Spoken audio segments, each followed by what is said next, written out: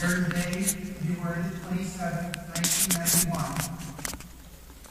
a Kansas mother received the news that every mother prays she will never receive.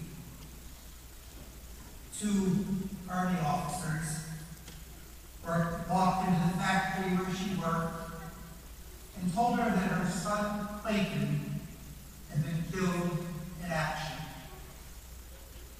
She cried and went home to mourn her loss.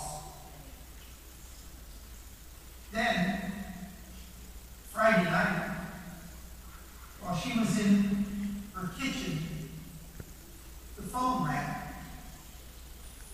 The voice on the other end said, "Mom, it's Clayton, I'm alive." He had to repeat those words 3 times before his mother realized what he was saying.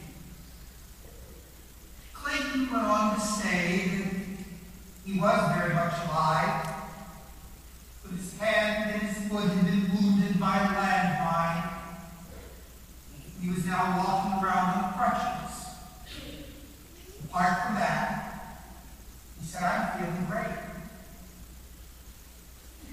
His mother began to cry. Only this time her tears were those of incredible joy.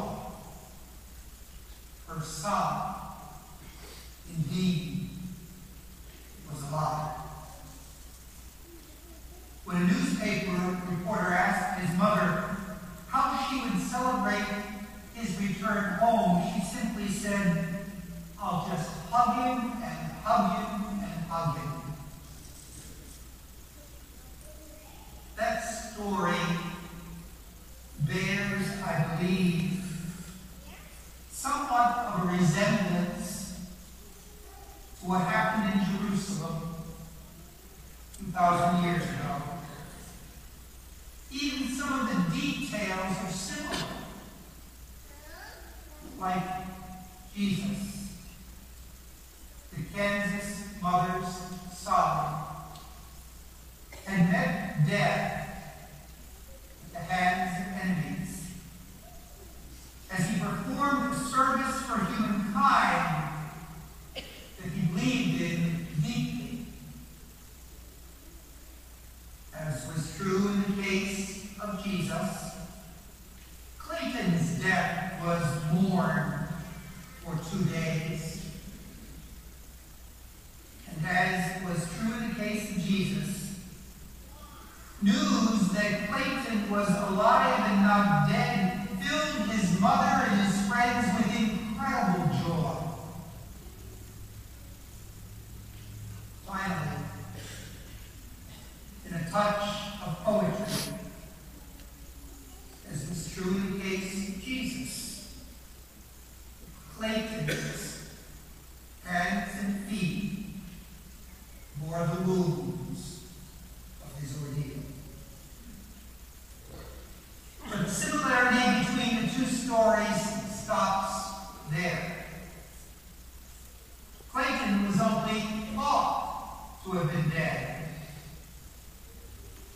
Jesus truly died. Moreover, Clayton's new life, if we can refer to it as that, was restoration to his former life. Jesus' new life, on the other hand, was a leap forward to a higher life, a life that no person had experienced.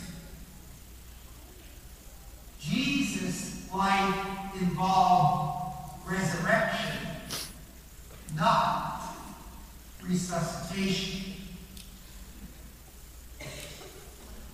The word resurrection, my dear sisters and brothers, does not mean restoration to a former life. This happened to Lazarus, the son of the widow of Nain, and Jairus' daughter, for instance.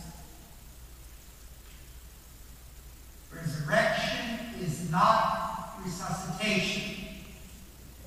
It is something infinitely more.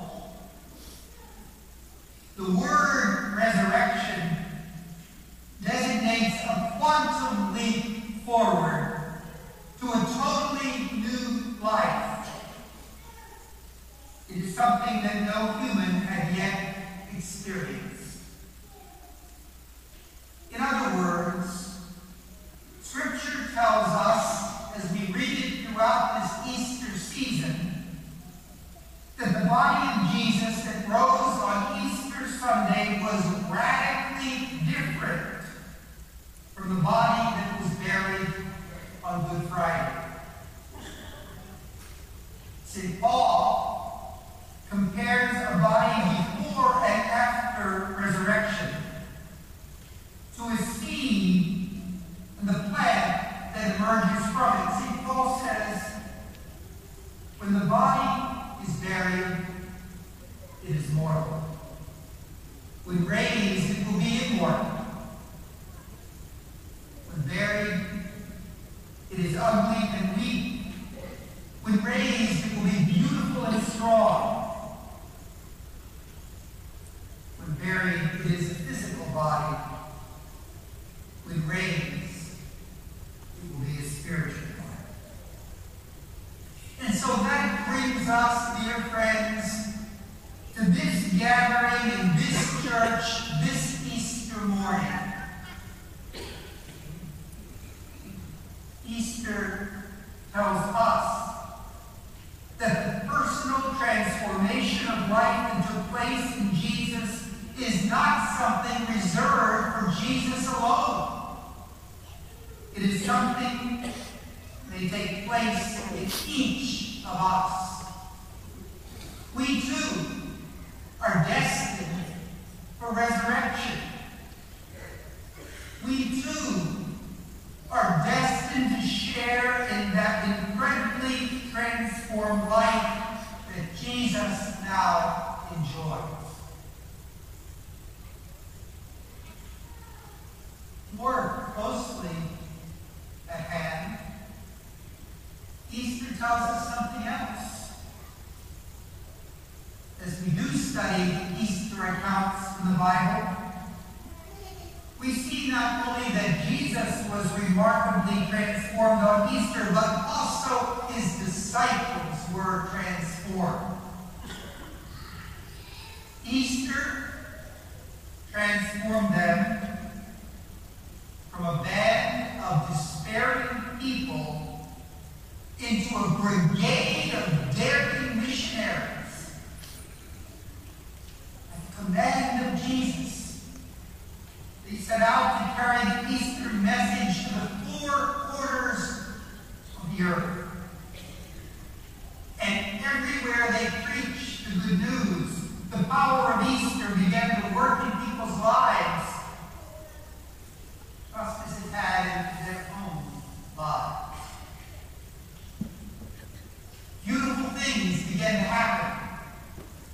Despair began to give way to hope. Darkness began to give way to light. Hatred began to give way to love. And sorrow began to give way to joy. In short, everywhere the disciples preached, the power of Easter began to work miracles. And those miracles have not stopped. They continue to our day and time. I had a chance to read, for instance, the latest edition of the Catholic Standard.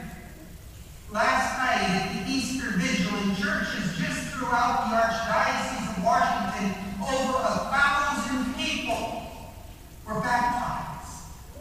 They became members of the Church of God. And that happened because men and women like you evangelized